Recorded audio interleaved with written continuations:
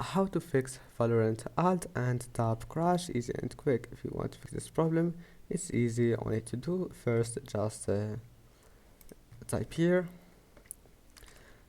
device manager. Now go to display adapters, right click on your GPU and update.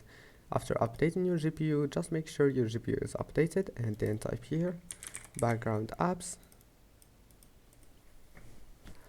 and turn off the first option here, and now type game mode.